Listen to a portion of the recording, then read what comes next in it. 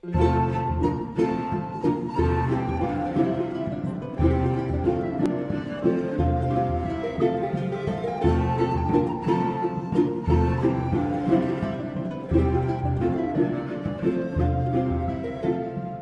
continuación, nuestra siguiente conferencia es La danza o mascarada de la prisión de Moctezuma, resumen estilizado de la conquista de México del siglo XVI al siglo XVIII, a cargo de Miguel Sugasti.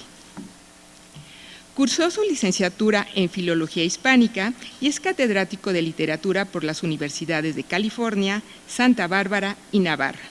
También ha sido profesor visitante en universidades de la India, Perú, Japón, Francia y Estados Unidos. Ha impartido conferencias y cursos varios en países de Europa, América del Norte y Sur y Asia. Ha publicado una treintena de libros, en su mayoría ediciones críticas de textos áureos, y más de 150 artículos. Entre ellos se ha ocupado principalmente de autores como Tirso de Molina, Calderón de la Barca, Cervantes, Lope de Vega, Vélez de Guevara y Agustín Moreto, entre otros. Es investigador principal de varios proyectos I+D sobre teatro áureo. Dirige la colección de literatura del Departamento de Filología de la Universidad de Navarra, así como investigador asociado del Instituto Riva Agüero, Perú. En 2018 fundó la Red de Investigadores sobre Patrimonio Cultural Iberoamericano y asimismo ha incursionado como actor con la compañía de teatro La Contrahierba. Y a continuación se da la palabra a Miguel Sugasti. Bienvenido. Muy bien.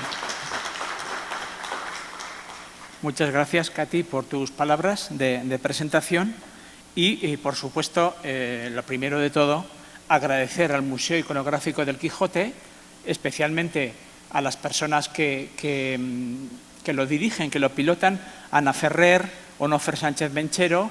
Yo también asocio ahí al grupo de Ángela y, a ese grupo asocio también a todos, a Andrés Aguado, a Eliu, a Lucía, a todos los guanajuatenses que nos han acogido con los brazos abiertos y de un modo especial distinguido al amigo Christian Diverger, al profesor Christian Diverger, que ha tenido, pues, yo no sé si feliz o infeliz idea, eso lo juzgarán ustedes después, de convocarme a que venga para acá. Y estoy como, primero yo soy un poco advenedizo, soy, en fin, siglo XVI, México. Yo vengo más del área del teatro del siglo de oro español, pero sí que hace ya un cuarto de siglo, por lo menos, empecé a tener atractivo, fascinación por América. Y la cuestión teatral, algo de crónicas, pero esto de las danzas y así no me había metido en ello. Entonces, al estar emparedado entre dos creadores, el que me ha precedido y el que me va a suceder, pues, en fin, no sé cómo quedará la cosa, pero lo voy a intentar. Poner el pabellón navarro un poco en su punto. Cuenta el autor de la historia verdadera de la conquista de la Nueva España que al visitar los primeros españoles, con el permiso de Moctezuma, el Templo Mayor, pudieron ver que los mexicas tenían en lo alto, cito, una tambor muy grande en demasía, que cuando le tañían, el sonido de él era tan triste y de tal manera, como dicen, instrumento de los infiernos, y más de 2 leguas de allí se oía. Es el capítulo 112. Más adelante se indica cómo el tañer del tambor estaba conectado con las danzas rituales o sacrificiales. Y tornó a sonar el tambor muy doloroso de Huichilobos, y otros muchos caracoles y cornetas, y otras como trompas, y todo el sonido de ellas espantable. Y mirábamos al alto Q en donde los tañían, y vimos que llevaban por fuerza las gradas arriba a nuestros compañeros que habían tomado en la derrota que dieron a Cortés, que los llevaban a sacrificar. Vimos que a muchos de ellos les ponían plumajes en las cabezas y con unos como aventadores les hacían bailar delante de Huichilobos. Y desde que habían bailado, luego les ponían de espaldas encima de unas piedras algo delgadas que tenían hechas para sacrificar, y con unos navajones de pedernal les aserraban por los pechos y les sacaban los corazones bullendo y se los ofrecían a los ídolos que allí presentes tenían. Esta cita procede del capítulo 152 y 4 capítulos después añade: y diré y declararé por qué he dicho en todas estas guerras mexicanas, cuando nos mataron a nuestros compañeros, lleváronlos, y no digo matáronlos, y la causa es esta, porque los guerreros que con nosotros peleaban, aunque pudieran matar a los que llevaban vivos de nuestros soldados, no los mataban luego, o sea, en breve, enseguida, sino dábanles heridas peligrosas porque no se defendiesen y, vivos, los llevaban a sacrificar a sus ídolos. Y aún primero les hacían bailar delante del Huichilobos, que era su ídolo de guerra. Bien, de la trascendencia que tuvieron las danzas rituales en la cultura azteca no hay la menor duda, pues hasta los conquistadores españoles se dieron cuenta de ello en los primeros instantes. Y ya estos días hemos ido oyendo cómo de algunas cosas no se percataron, pues en principio de la dignidad religiosa de algunos indígenas. El propio Bernal nos habla de la gran cantidad que tenía el Gran Moctezuma de bailadores y danzadores, y otros que traen un palo con los pies, y de otros que vuelan cuando bailan por alto, y de otros que parecen como matachines, y estos eran para darle gran placer. Lo del baile con los pies es una técnica, es un arte que se conoce y tenemos algunas imágenes. Aquí tenemos 3, o bueno, yo he encontrado 3. La primera, la segunda y la tercera. Bien. Diego Durán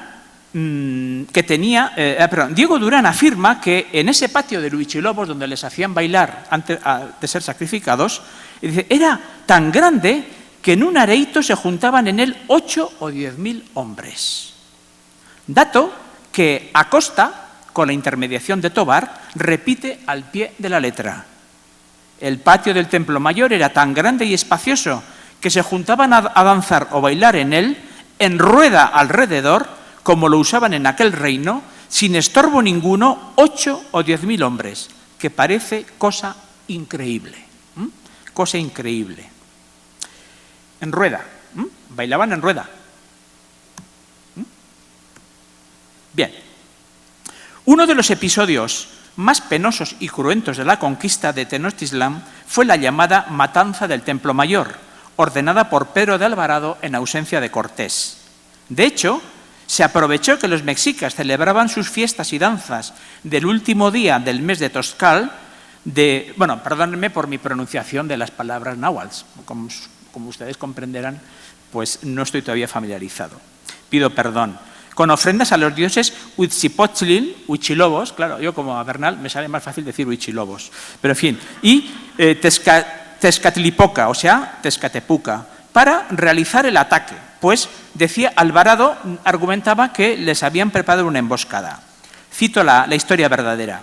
En aquel tiempo tenían los mexicanos por costumbre de hacer gran fiesta a sus ídolos, que decían Huichilobos y Tezcatepuca, y para hacerles regocijos y danzas y salir con sus riquezas de joyas de oro y penachos, como solían danzar. Demandó licencia el gran Montezuma al Pedro de Alvarado, y él se la dio con muestras de buena voluntad. Y desquebido que estaban bailando y cantando todos los más caciques de aquella ciudad y otros principales que habían venido de otras partes a ver aquellas danzas, salió de repente Pedro de Alvarado de su aposento con todos sus 80 soldados bien armados y dio en los caciques estando bailando en el patio principal del Q Mayor, o sea, en el patio del Templo Mayor, y mató y hirió ciertos de ellos, haciéndole, pone ciertos el texto, puede que sean cientos, en el original no lo he visto, habiéndole demandado licencia para ello. Y desde que esto vio el gran Moctezuma y sus principales, hubo muy grande enojo de cosa tan mala y fea. Y luego, en aquel instante, le dieron guerra. Tras la matanza del Templo Mayor, pues las cosas no hicieron más que empeorar, como era previsible. Pedro de Alvarado recibió una regañina de Cortés por a tenor de esto, o por lo menos es la versión de la historia verdadera, que cito: «Estas pláticas y descargo dio Alvarado a Cortés, y le tornó a decir Cortés que a qué causa les fue a dar guerra estando bailando y haciendo sus fiestas. Y respondió que sabía muy ciertamente que en acabando las fiestas y bailes y sacrificios que hacían a su Huichilobos y a Tezcatepuca, que luego le habían de venir a dar guerra, según el concierto que tenían entre ellos hecho. Y todo lo demás que lo supo de un papa, o sea, de un religioso, y de dos principales y de otros mexicanos. Y Cortés le dijo, cita literal: pues hanme dicho que le demandaron licencia para hacer el areíto y bailes. Dijo que ansí era verdad, y que fue por tomalles descuidados, y que porque temiesen y no viniesen a dalle guerra, que por eso se adelantó a dar en ellos. O sea, Alvarado argumenta que había tenido una filtración, una información de que después de las danzas iba a haber un alzamiento indio, y entonces se anticipó. Bien, con eso Alvarado se justifica, pero sí fue un punto de gran enojo, de gran desconfianza en las relaciones entre Cortés y Alvarado. Claro, vengo sacando este hilo de las citas porque la cuestión del baile y de la danza es omnipresente en estos momentos. El dominico Diego Durán titula así el capítulo 21 del libro de los ritos. Dice: de la relación del dios de los bailes y de las escuelas de danza que había en México en los templos para servicio de los dioses. Todo para mayor honra y loor de los dioses, de las deidades. En él nos dice que los aztecas tenían un dios de los bailes, Huehuecoyotl. Contaban con escuelas de danza llamadas Cuicacali o Cuicacalco.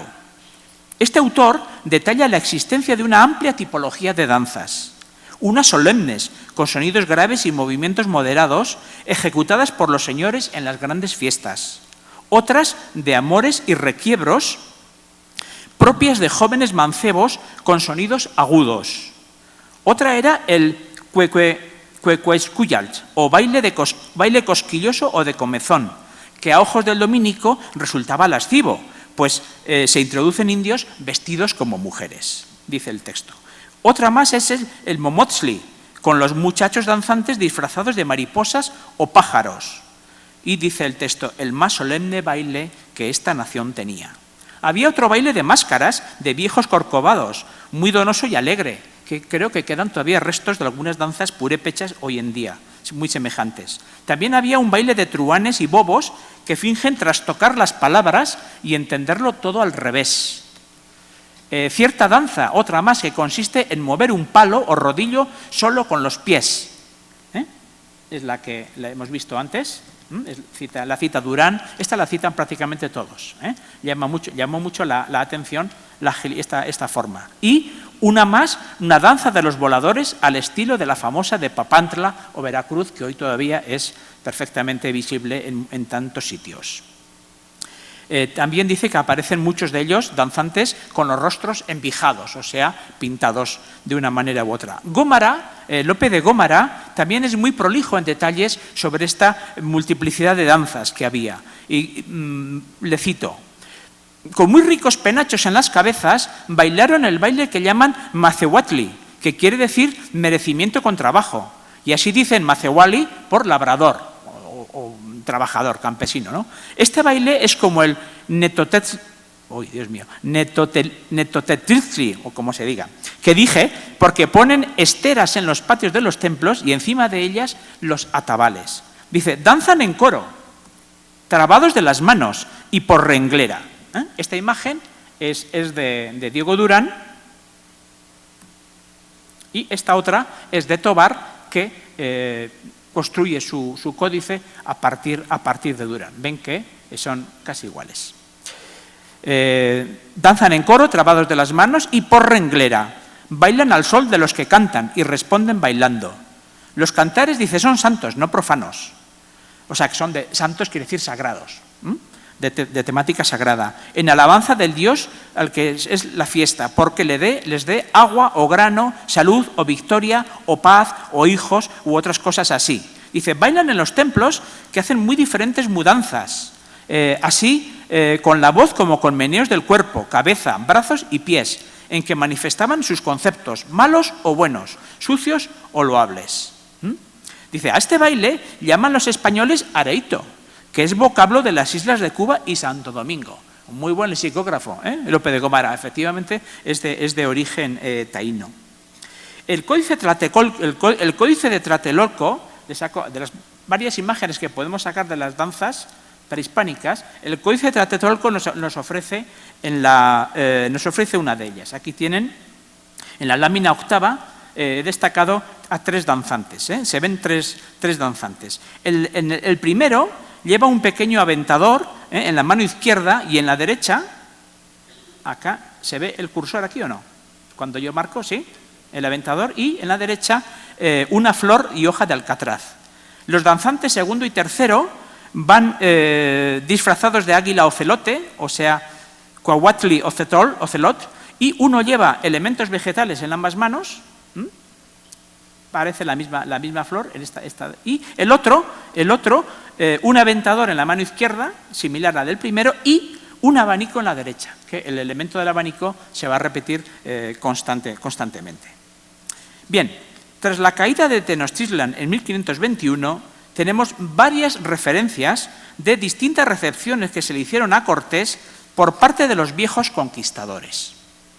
La historia verdadera narra el alborozo que sintieron los españoles con la entrada de Cortés en Coatzacoalcos, o sea, Coatzacoalcos, en Veracruz, en el estado de Veracruz. Y esta es la cita, el gran recibimiento que le hicimos con arcos triunfales y con ciertas emboscadas de cristianos y moros, y otros grandes regocijos e invenciones de juegos, y le aposentamos lo mejor que pudimos, así a Cortés como a todos los que traían su compañía, y allí estuvo 6 días. Capítulo 174 de la historia verdadera, la mención más antigua que he encontrado de la cita de emboscadas de cristianos y moros, juegos que provenían, en este caso, claro, allá vivían los viejos conquistadores, eran españoles conquistadores y conocían perfectamente la tradición de los moros y cristianos de profunda raigambre medieval castellana. Pero esta, que es puramente de conquistadores, hubo más interesantes. Cuando Cortés ya regresa a la capital del imperio, atraviesa, es cuando está regresando de las Higueras, en torno a 1524-1525, después de ese viaje.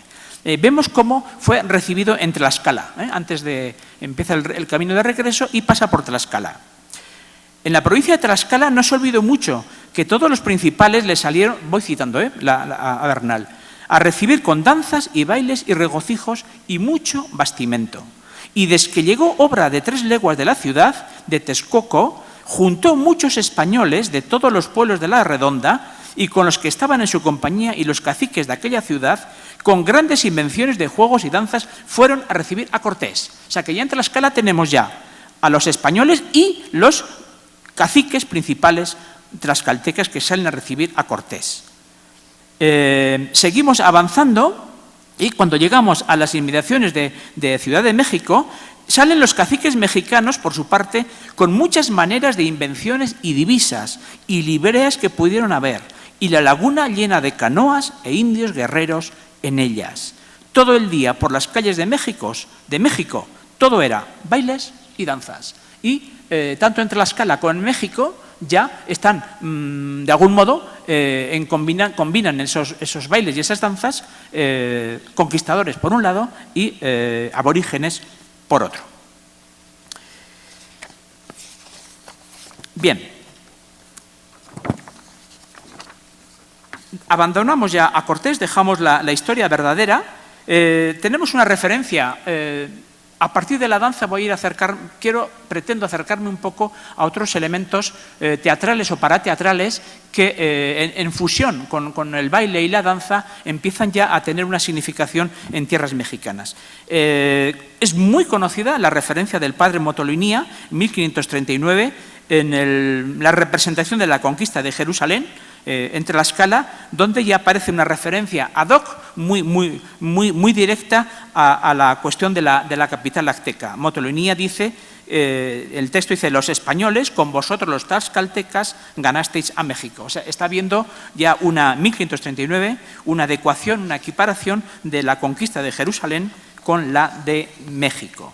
Avanzamos un poco más, podemos avanzar a la fecha que marcó aquí nuestro primer ponente, nuestro capitán general, Christian de Vergé, de 1565 o también 1566. Porque me voy a ir a la mascarada que se celebró en México para festejar el nacimiento de los hermanos mellizos de Martín Cortés, el segundo marqués del Valle, hijo de Hernán Cortés.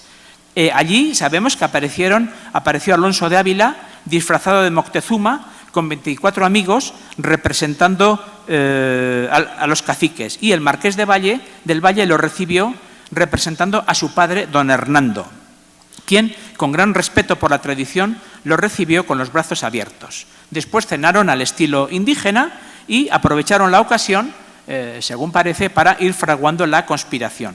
Y salieron luego a las calles para celebrar unas fiestas, escaramuzas, donde utilizaron las alcancías. Las alcancías eran unos juegos donde se arrojaban pelotas de barro y dentro de las pelotas había ceniza, pétalos de flores, aromas, etcétera, etcétera.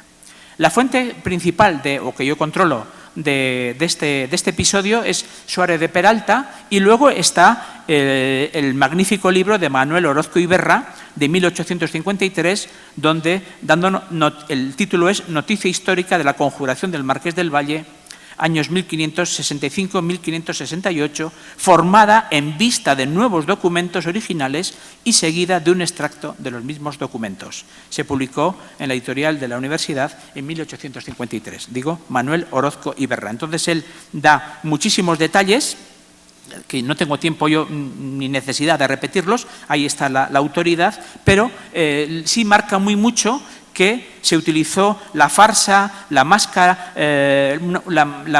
la mojiganga, la encamisada, son distintos nombres que se le dan, sarao, etcétera, etcétera, y bajo esa máscara dancística, pues parece que estaban maquinando la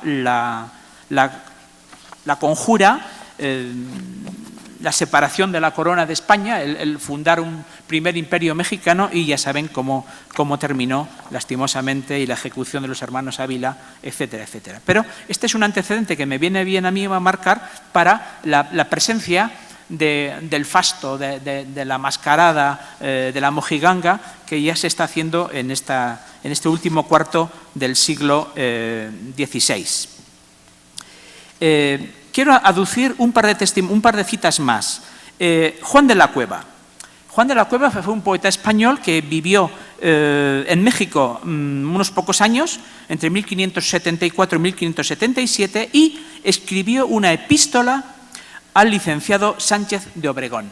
Entonces, en esa epístola quiero destacar unos versos. En esa epístola dice: voy a ver sus mitotes y sus danzas, sus juntas de más cosa que aparato. En ellas no veréis petos ni lanzas, sino vasos de vino de Castilla con que entonan del baile las mudanzas. Las mudanzas son los pasos distintos del baile. 2000 indios, oh cosa extraña maravilla, bailan por un compás a un tamborino, sin mudar voz, aunque es cansancio oírla. En sus cantos endechan, como cantan con endechas, el destino de Moctezuma, la prisión y muerte, maldiciendo a Malinche y a su camino. Al gran marqués del Valle llaman fuerte, que los venció. Llorando de esto cuentan toda la guerra y su contraria muerte. Entonces, en este momento, vamos a dejarlo en torno a 1575, según esta referencia del poeta, creo que era sevillano, pero ahora no estoy muy seguro, no me acuerdo bien, Juan de la Cueva, según mitote, la palabra mitote se asocia exclusivamente a la temática de la caída de la prisión de Moctezuma. Pero muy pronto va a haber ya un corrimiento semántico, una ampliación semántica, porque encuentro otra referencia en Antonio de Saavedra Guzmán, el peregrino indiano, que es de 1599, donde ya habla de otro tipo de mitotes. Dice, ha venido un mitote solemne celebrado y 100.000 invenciones diferentes con diversos regalos y presentes, donde la trompa y el cuerno y a tambores, el caracol, sonaja y la bocina, la fruta, los cantares y dulzores suenan con invención muy peregrina. Allí era el referir de sus amores, cual en donaire para el otro inclina un nudoso bastón y muy airado el golpe arroja huyendo por un lado. O sea que la palabra, el término mitote, que alterna con tocotín, con areíto, con muchos otros, con mascarada, con encamisada, son distintas variedades, términos. No son enteramente sinónimos, por supuesto, porque unos son totalmente de acá y otros son traídos de España, pero tratan de describir un poco todo, un fasto, un festejo, unos bailes, un tipo de danzas con elemento aborigen. En un principio eran 100%, por lo que voy viendo, de temática prisión de Moctezuma. Y ya después el sistema asimila eso, ¿no? Lo integra, lo acriolla de algún modo y el mitote después se incrusta en piezas teatrales, en otros festejos, sin que sea necesariamente de temática de prisión de Moctezuma. De esos yo hago caso omiso en esta presentación porque no traía el caso. Me voy a quedar con los que sí se reconcentran en la cuestión de la conquista. Bien, tenemos dos excelentes descripciones, ambas por extranjeros, de cómo era un mitote. Y ocupan un montón de páginas. Entonces, bueno, unas 3 o 4 páginas en cada uno. La primera es un jesuita, Andrés Pérez de Ribas, Historia de los triunfos de nuestra Santa Fe, un libro publicado en Madrid en 1645. Y después de ir dando él cuenta de la actividad de los jesuitas, nos dice, pues para que vean ustedes cómo trabajaban con los niños en los colegios. Y nos describe el mitote de una manera exquisita. Y el otro es Thomas Gage, un viajero inglés que, bueno, era dominico, después se hizo anglicano, pero vivió 2 décadas acá en Nueva España, en Guatemala también, y cuando escribe el libro de sus viajes, en el capítulo 19 dedica varias páginas a referir cómo era un mitote. Me voy a la primera referencia que he dado, al jesuita Pérez de Ribas.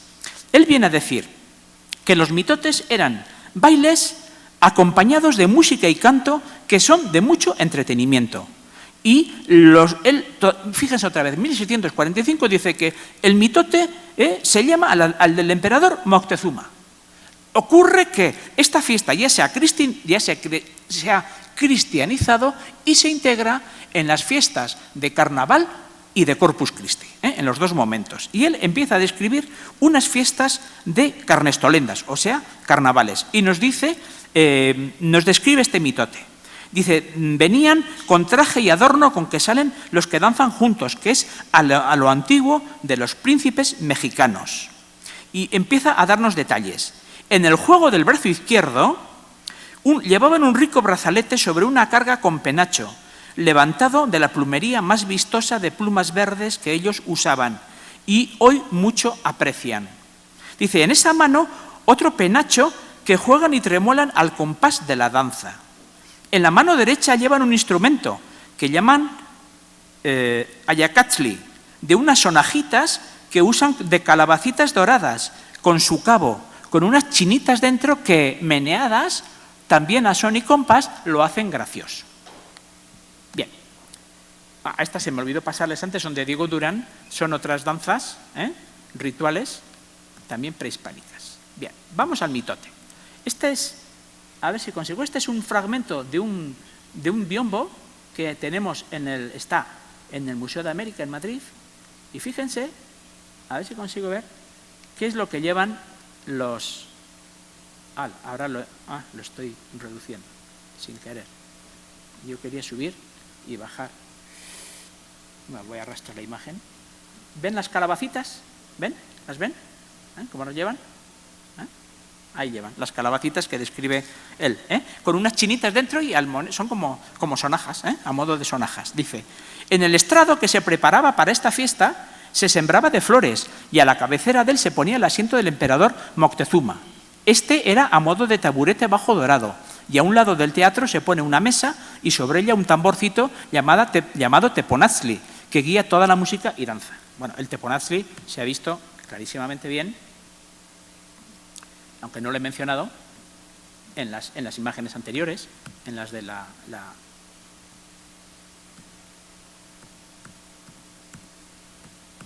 Bueno, no quiere ir.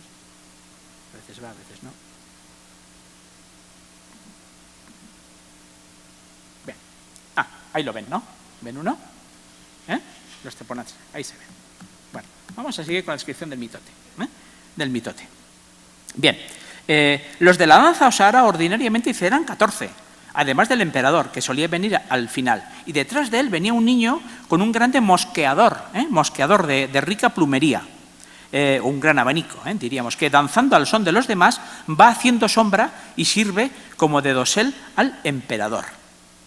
Al tiempo de salir el sarao del palacio interior, lo llama la música y canto, que al modo español y ya cristiano suena así: salid, mexicanos, bailad tocotín, que el rey de la gloria tenemos aquí.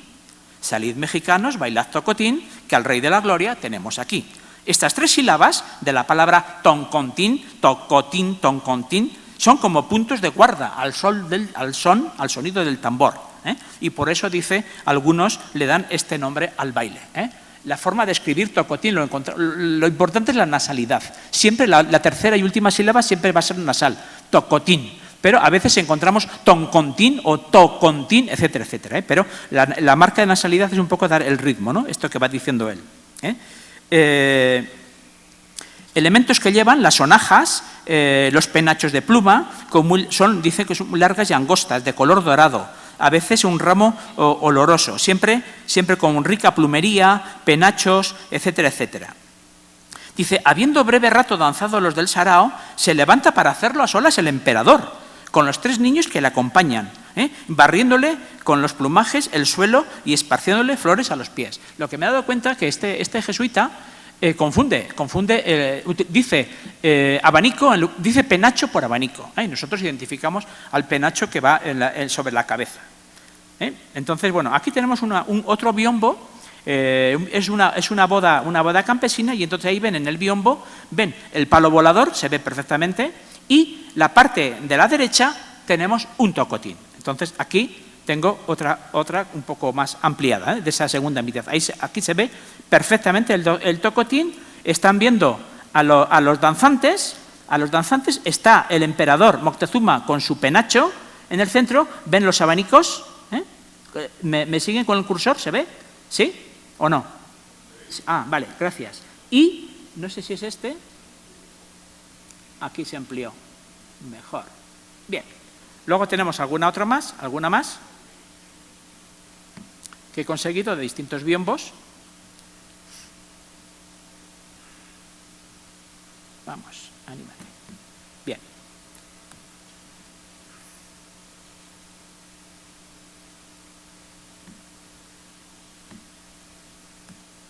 Aquí tenemos otro biombo, otra escena festiva, y el detalle, el tocotín que está ahí en este ángulo, y otra imagen un poco más ampliada del tocotín. Y en este sí que vemos ya algunos danzantes disfrazados de animales. No sé si los están viendo, de águilas, ocelotes, etcétera, etcétera, etcétera. Bien. ¿Hay alguna imagen más?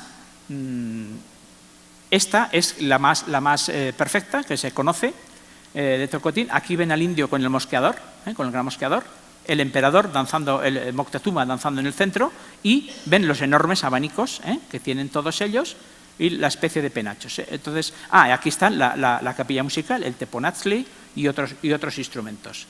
Luego dicen que el arpa y otros instrumentos, la guitarra, europeos, se incorporan también al tocotín. O sea, aquí están en dos partes la orquesta musical, aquí son instrumentos indígenas y aquí españoles. Y luego están en 2 filas, en 2 hileras o rengleras, que dicen distintos descriptores, y en el centro el emperador Moctezuma. Vamos a encontrar, este está también en el Museo de América de Madrid.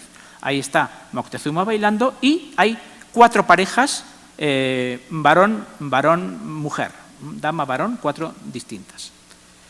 Bien, lo vamos a dejar acá. Simplemente lo que quiero remarcar en esta larga descripción del tocotín es que este jesuita menciona que estos tocotines tan festivos se hacen con gran asiduidad en distintos colegios de Ciudad de México o en otros más, pero al final hay una frase que me interesa resaltar. Conservan y celebran hoy ese baile los indiecitos colegiales mexicanos de San Gregorio, porque aunque los mitotes ordinarios los usan los demás, que llaman mecehueles y vasallos, estos son vulgares y no tienen aparato y ceremonias como los de estos niños. O sea, está muy claro que la información y los grabados que tenemos son de los mitotes de grandes celebraciones, son ya de danzantes que pertenecen, son indígenas, pero ya se están educando en ámbito criollo y saben que en paralelo los macehuales tienen sus propios mitotes que sin ninguna duda son bastante más auténticos o bastante más reales, ¿no? Adaptados a esto. Bien. Voy a hacer un recuento y ahora, con el permiso de Diderot, me alejo un poquito del 16, salgo del 16 porque a lo largo del siglo XVII encuentro distintos fastos, bastantes festejos en unos lugares y otros de México, no solo en la capital, donde aparecen mitotes y tocotines. Y solo selecciono, insisto, los que aparecen, en los cuales surge Moctezuma. He seleccionado 3 jesuitas muy marcados. En 1622, los jesuitas celebran la doble canonización de sus grandes fundadores, San Ignacio de Loyola y San Francisco Javier. Entonces, en 1622, en diciembre, se hacen unas grandes fiestas en el Colegio de Jesuitas de Ciudad de México. Ahí ya salió un carro triunfal con este tocotín, el tocotín de Moctezuma. Como veo que el reloj es implacable, omito citar así en largo, pero de aquí sacamos, incluso se citan algunos versos que va declamando Moctezuma durante la danza. Al año siguiente, pero 15 días después, o sea, a principios de enero de 1623, hemos estado acá en 27 de noviembre, era noviembre, pues mes y medio después, en enero del 23, la misma doble fiesta de la doble canonización jesuita se va a celebrar en Puebla de Los Ángeles. Y allí vuelve a salirnos otro mitote, y todo lo dice que salen los danzantes a su usanza, dice el texto, con mitotes, Moctezuma, Cortés, etcétera, etcétera, etcétera, dentro de los jesuitas. Y si damos un salto de 50 años más, llegamos a 1672 con otra canonización de otro jesuita, es San Francisco de Borja. Entre otras cosas, muy importante porque fundó la provincia mexicana de la Compañía y en ese momento se celebraba el primer centenario de la provincia de México. Aquí nuevamente sale a la palestra otro mitote, se utiliza todo, mascarada, mitote, tocotín, se van repitiendo distintos versos. Distintos términos, perdonen, para describir el mismo elemento. Fíjense ya de aquí cómo ponen en boca de Moctezuma unos versos, en los cuales Moctezuma se somete, acata la preeminencia de los 2 santos jesuitas. Dice él: mi nación por hijos tuvo del sol a los españoles, y hoy con mi nación venero ciertas sus aprensiones. De tu elíptica son rayos sus hijos, cuando veloces sagradamente iluminan mis retiradas regiones. ¡Ea, América, en quien siempre nobles reinan pundonores, ardientes víctimas piras en rendidos corazones! ¡Ea, ilustre mexicanos! Vuestra lengua se remonte, clamando con todo el alma, ¡viva nuestro santo héroe! Bien, tenemos pues ahí varios mitotes y, por supuesto, se integra a Moctezuma y la ofrenda, en este caso, de la canonización, en lugar de someterse a Cortés, se va a someter al nuevo santo. Hay muchos ejemplos más, no quiero ser pesado. En 1640, con la llegada del virrey Gutiérrez de Villena, sale otro a la palestra. En 1658 se celebra en México el nacimiento de Felipe Próspero. El pobre luego murió, no tuvo tan próspero, pero antes de ello pues se hicieron unas grandes fiestas aquí en México, en abril de 1658. De nuevo con el consiguiente tocotín. Creía que me iba a dar más tiempo a leer citas, pero da igual. Si hacen me hacen un poco de beneficio de creerme, o el dato lo tienen aquí, el dato está publicado, está en México, en la imprenta de Juan Ruiz, en 1658, les he comentado. ¿Sí? Tengo muchos más, bueno, aviso. Dice, sale el gran Moctezuma. En la frente tenía un copile, que es a modo de tiara, adornado de muchas perlas y joyas. En el brazo izquierdo un gran quetzal o brazalete sobre dorado, de donde en forma de penacho se remontaban verdes albahacas de pluma. A este acompañaban 100 indios vestidos a la antigua usanza, de varios géneros y colores, sin desdecir ninguno en la plumería verde y en la riqueza de los copiles, etcétera, etcétera. En 1676 se celebra, el 8 de noviembre, la mayoría de edad de Carlos II y se hace otra gran fiesta en la ciudad y tenemos una descripción de Alonso Ramírez de Vargas, nuevamente con el consiguiente tocotín. Dice, volvieron a animar los sonoros instrumentos tocando el son memorable del tocotín que bailaba Moctezuma, a cuyo compás, desde la barca o forma de canoa que se extendía por el teatro, salían danzando 6 niños en trajes de indios costosísimamente aderezados. Insisto que solo he seleccionado los mitotes o tocotines con presencia de Moctezuma, porque remarco que luego hubo una ampliación semántica a gran fiesta, a gran baile, a gran danza y totalmente reabsorbida por el ambiente criollo.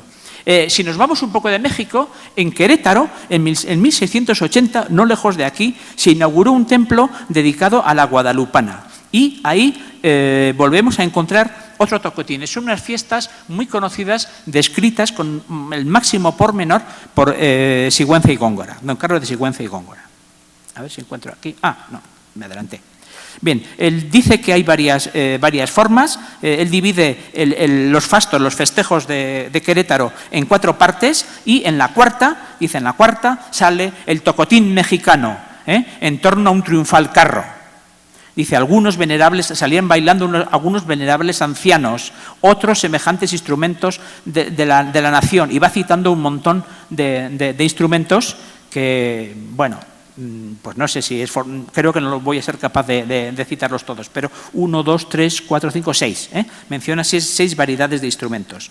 Hay varios más y hago una pequeña incursión en el siglo XVIII, porque en 1714 se hace otro fasto, esta vez en México, volvemos a Ciudad de México, para el nacimiento del serenísimo infante Felipe Pedro, hijo del rey Felipe V. Bien, entonces ahí sale otro tocotín y lo que me interesa es esto.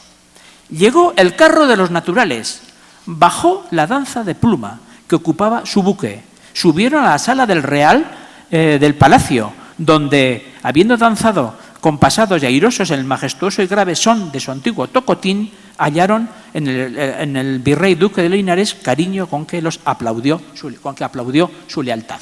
Esto es, ya aquí en esta cita nos identifica el tocotín con la danza de la pluma, que es algo que va a ir ocurriendo, que después esas danzas de la pluma, que a partir del siglo XVIII, de estas que hay tantísimas en Oaxaca, en Veracruz, en Jalisco, en Guerrero, con múltiples variedades, se nutren ya de un texto, porque en el 16 y en el 17 hay unos pequeños versitos, y yo por lo menos la que más controlo, la de Cuilapan, en Oaxaca, pues tiene 1600 versos, que no es poco, para hacerse alrededor de la danza. Luego, estas son descripciones de tocotines que he podido encontrar, pero hay muchas otras menciones muy breves, donde no tengo mucho más argumentario porque no se puede. Pero, por ejemplo, en Puebla, en 1617, dieron un premio por una invención que habían sacado los indígenas. ¿Saben el título? La embajada del emperador Moctezuma. Y les regalaron, se les regaló, a ver si encuentro qué, un jarrón de plata por haber sacado la mejor invención de todas. Está claro que han sacado otra vez el tocotín de Moctezuma, pero no tenemos más evidencias. En Ciudad de México, el tocotín o las danzas de indios se traen desde por lo menos la última década del siglo XVI, yo ya los tengo controladas. En las actas del Cabildo de México puedo identificar danzas de indios tocotines en 1593, 94, 95, 96 y 1600. Detalle curiosísimo, todos los años estas danzas fueron ejecutadas por los mismos indios capitaneados por don Diego de Mendoza. O sea que este seguramente era un maestro de danza indígena que era contratado año tras año por el Cabildo. Y fíjense que he hecho un salto en los últimos años, del 1596 a 1600. Entonces, en 1600 viene el virrey y les dice, oigan, ¿por qué han dejado de contratar a estas danzas de indios que nos agradan tanto? Háganme el favor de volver a contratarlo. Y al mismo don Diego de Mendoza, que se le cita repetidísimas veces en las actas del Cabildo, se le encargan nuevos y nuevas danzas indígenas y tocotines, porque gustaban mucho, gustaban mucho. Y llegamos al extremo incluso en que en Puebla, cuando fallaron, por la razón que sea, los actores, los cómicos, y no pudieron ejecutar comedias u autos sacramentales, entonces se duplicaban o reduplicaban o triplicaban o cuadruplicaban las danzas indígenas. Y eso se repite con mucha claridad, se ve en las actas del Cabildo de Puebla en 1616 y 1661. Bien, vamos a dejar acá, no sé cómo andamos de tiempo, ahí estamos, voy a terminar muy cerca, muy pronto, porque quiero mencionar que algo de esto, que es lo que llega a Europa, que es lo que llega a Europa de esto. En España, ya muy pronto, desde el primer tercio del siglo XVI, ya proliferan los bailes, las danzas, los espectáculos parateatrales, cuyo referente, que tienen un referente, un guiño a América. Están bien registradas danzas con indios, por ejemplo, la más antigua que he encontrado en Salamanca, Salamanca, España, 1534. Y ahí dice, sale el auto de los indios y de los negros. No se dice mexicanos, indios, ya es América, y de los negros. Y aunque se dice auto, es danza. No hay ninguna duda de que es danza y no es auto. ¿Por qué? Porque se les da el mismo dinero que a otras que llaman danzas de vizcaínos, de serranos y de serranas y del turdión y de la dama. Son puras danzas españolas para el espectáculo del Corpus Christi. Y ahí se mete el auto por el mismo precio de los indios. O sea, es una danza, es una danza. Seguiremos adelante y vamos a detenernos, en homenaje a María, a quien nos acompaña, en Sevilla. Bueno, las danzas de indios en Sevilla, bueno, fueron una exageración, una especie de inundación, prácticamente todos los años. Hay de todo tipo, de indios, de negros e indios, de amazonas, de la Araucana, de las naciones, de muchísimos. Y aparece una de la sujeción de los reinos de Nueva España, otro de Moctezuma, otra de Moctezuma e indios, etcétera, etcétera. Los años son 1592, 1693, 1666, 1604, o sea, todo ya desde el primer tercio del XVI y luego todo el XVII y en adelante, estas danzas de indios se repiten tal cual, con mucha algarabía. Tenemos hasta descripciones de alquiladores de trajes, máscaras, penachos, plumería, mantas, etcétera, etcétera. De esto también hay referencias. Vamos a continuar un poco más. Bien, la cuestión de Moctezuma, en concreto, la danza de la prisión de Moctezuma, muy localizada y ahora ya bien descrita, estas danzas sevillanas que he dicho, pues tenemos la mención de su existencia, pero sin detalles. 1571, Alcalá de los Gazules, se les hace unas fiestas a los duques de Alcalá y al marqués de Tarifa. ¿Qué sale en esa fiesta? En esa fiesta sale una mascarada, una encamisada, sale un embajador y con una multitud de indios, con Moctezuma y sus caciques, retrayéndose unas veces los indios y otras los cristianos, con gran grita y alarido de indios, hasta que algunos de los cristianos dispararon su artillería, y su fuego puso tanto temor a los indios que se desbarataron, y fue preso Moctezuma, y subiéronle a las ancas del caballo del marqués del Valle, y así anduvieron dando carreras delante de palacio, con hachas en las manos y vestidos con muy buena máscara. 1571. Muy poco después, al año siguiente, 1572, en Madrid, se hace otra fiesta porque ha nacido otro príncipe, el príncipe don Fernando, primogénito de Felipe II, pero que el pobre vivió un año. Pero, en fin, les dio tiempo a hacer la fiesta. Esto pasa mucho, que, bueno, en América se llegan a celebrar fiestas por natalicios cuando ya ha muerto el infante, meses atrás. Pero, en fin, eso pasa. Bien, en esta de Madrid lo sabemos porque hay un cortesano, se llama Ruiz de Azagra, que, estando Felipe II ausente, le escribe en una carta cómo han festejado el natalicio de su hijo. Y ahí nos menciona otra vez la danza de la prisión de Moctezuma. Les hago gracia de omitir los textos. Además, acá, de esta danza, tenemos dos. Tenemos dos relaciones, no una. Esta carta, apenas 30 líneas, no piensen que le dedica, pero lo menciona muy concreto. Y luego había otro testigo ocular, como vamos diciendo por aquí estos días, Baltasar Porreño, que cuando le escribe un libro a Felipe III, un poco después, menciona la misma danza, con detalles exactos. Podemos seguir un poco más. En 1600, en Segovia, encontramos otra igual. Y lo que yo voy viendo es que ya desde el siglo XVI en España hay una unidad, una constante en este tipo de danzas ya de la prisión de Moctezuma. Es algo ya asentado, segmentado. También en el Corpus de Córdoba, que no me ha dado tiempo a citar, en el Corpus de Toledo, esto se va repitiendo. Y solo me he detenido en los que tenemos una descripción, un detalle un poco más minucioso. Y se prolongó por lo menos hasta el siglo XVIII. En 1747 volvemos a Sevilla, los fastos por la entronización de Fernando VI, es la más tardía que he encontrado, y allí salen unas mujeres danzando como gitanitas y ellas cantan esto: con gran primor danzaban, como indias de aquel tiempo, la danza de Moctezuma, que era oírlo gran recreo. Estos son los datos que pueden encontrar en España de la danza de Moctezuma. Pero no se piensen que la cosa se quedó solamente en España. Este no tenía que estar aquí. Bueno, tenía que estar aquí, pero el último. Vamos a ver si encuentro.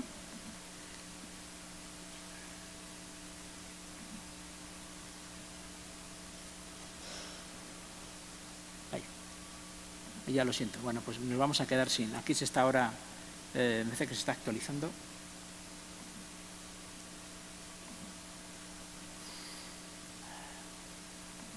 ¿No hay un técnico por aquí que me socorra? ¿No hay nadie por ahí? Bueno, ya lo siento. Yo quiero volver a poner mis imágenes, pero no sé por qué sale esto. Aquí, sí. Bien, bueno, simplemente voy a mencionar en la que he podido encontrar algunos grabados. Hay una ópera, la Finta Pazza italiana, o sea, la loca fingida, de Francesco Sacrati, sobre un libreto de Giulio Strozzi, y en esa ópera aparece un ballet de indios. Bueno, me da igual, nos ponemos acá, a partir de ahí sigo, ¿de acuerdo? Y tenemos seis imágenes de este ballet de indios que se incrustó en esta ópera en el espectáculo parisino. Parisino en 1645. Bien, entonces, ¿qué vemos acá? Acá vemos 8 indios danzantes. Ven cómo les han puesto panderetas en lugar de sonajas, pero llevan estas especies de parasoles o sombrillas. Recuerdan que antes aparecía uno que era un mosqueador, que aparecen. Y yo me pregunto, fíjense cómo van vestidos los indios, la percepción europea, aparecen así, con esta especie de faldita de plumas, que si alguno han visto alguna vez, pues me lo dicen, yo no, y esta sombrilla. ¿Qué es lo que, qué pienso que está ocurriendo aquí? Lo que yo creo es que se ha desbaratado. Bien, lo que aquí está funcionando es esto. Cuando Cortés Cuando Cortés fue a España en 1528-1529 y llevó a unos mexicanos, dio la bendita casualidad que allí estaba en la corte en Toledo, junto con Carlos V, un dibujante alemán. Y entonces este alemán, Christoph Weidich, pintó a varios mexicanos. A este pertenecen las 3 que han visto al principio de la danza del madero, ¿se acuerdan? Bien, pues este Christoph Weidich nos pintó así a ese mexicano. Fíjense los elementos que aquí contienen: el loro, esta especie de sombrilla y la falda de plumas. Claro que los mexicanos no iban así en la corte. O los pusieron a modo de espantajos, o si no, una cosa es cómo es el indio aborigen y otra cosa es cómo lo ve la mentalidad europea. Y entonces Christoph Weidich Digo, en 1529 ya hizo un famosísimo libro de retratos, incluye 130 y pico ilustraciones y, bueno, él anduvo por las Alpujarras, anduvo por muchos sitios, pero mete varias de ellas, están en perfectísimo estado de conservación, sobre los indios mexicanos. Entonces, este elemento del loro, la sombrilla mosqueador y el indio con falditas, este elemento lo vamos a encontrar en... Bueno, y a mí me recuerda totalmente a... Este es un grabado de Robinson Crusoe, de una edición francesa de 1720, con la misma sombrilla.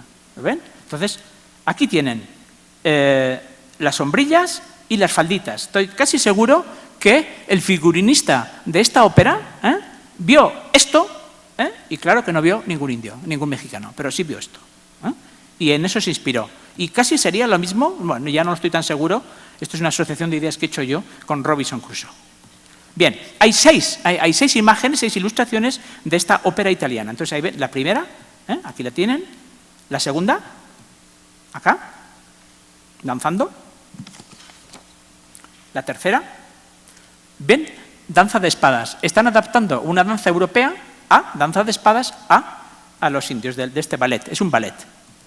Y aquí los loros, por si algo faltaba, ¿no? Aquí tenemos ya todo, el penacho, la faldita de plumas y el loro, que estaba en la primera ilustración de Voynich, no sé si se acuerdan, Ahí tenemos la 4, la 5 y la 6. Aquí a los loros ya volando, ya volando por ahí, entre los danzantes. Y luego tenemos otro espectáculo en Viena, 2 indios, pareja de indios. Bueno, si estos son indios, pues yo soy Moctezuma, pero bien. Bueno, a lo que voy. Ya estoy concluyendo en este momento. Europa redefine, Europa recibe la información sobre América y la reinterpreta como puede. Y es más poderosa la fuerza de la imagen y de la alegoría y del dibujo y de la muestra y de la ilustración que la propia evidencia realista. Y eso funciona mucho más. Y eso quedó, se ve muy bien en la imagen alegórica de América. Los primeros elementos que se marcaron en el segundo cuarto del siglo XVI ya no se modificaron durante 200 años. Y ahí siguieron en el horizonte mental europeo. Y esto pasa lo mismo con las danzas. Por mucho que se lleven las danzas o mitotes de las prisioneras de Moctezuma, están españolizadas. Y son españoles que se visten y se disfrazan de indios. Pero salen con estas falditas, etcétera, etcétera, ridículas, que en ningún mitote indígena acá se ve ni una sola imagen similar a esta. Y por eso lo que hablaba yo en el título, aunque no he podido remarcarlo mucho, la estilización. La prisión de Moctezuma fue una, y luego vienen los relatos. Aquí ya se ha dicho bastantes veces, ¿no?, estos días. El historiador también formula un relato. Mientras él escribe ya da un punto de vista, ya está creando con sus palabras una imagen, un referente. Y cuanto posteriormente se van sucediendo unos relatos y otros, todo eso empieza ya a tener un enriquecimiento literario, dancístico, de vestuario. Fíjense cómo han acabado ya estos indios de Viena, ¿no?, esta pareja, que lo que hace es repetir modelos o repetir clichés, pero cada uno un punto de diferencia, de variedad o de enriquecimiento estético, y en este caso también lírico y dancístico. Entonces, el origen está acá y ni siquiera, insisto, ni siquiera los mitotes con imágenes y con descripciones que tenemos detalladas de México serían exactamente auténticos, porque ya están generados en colegios de jesuitas, etcétera, etcétera. Y esa referencia que mencioné antes del jesuita que dice, bueno, los macehuales tenían otros que no eran tan lucidos, ¿no? Ahí estaban los auténticos. Pero de algún modo hay un continuum, un enriquecimiento de este tipo de danzas. Yo puse en el título estilizado. No sé si voy a cambiar o no este adjetivo en la publicación. Lo tengo todavía que repensar un poco más. Muchas gracias a ustedes.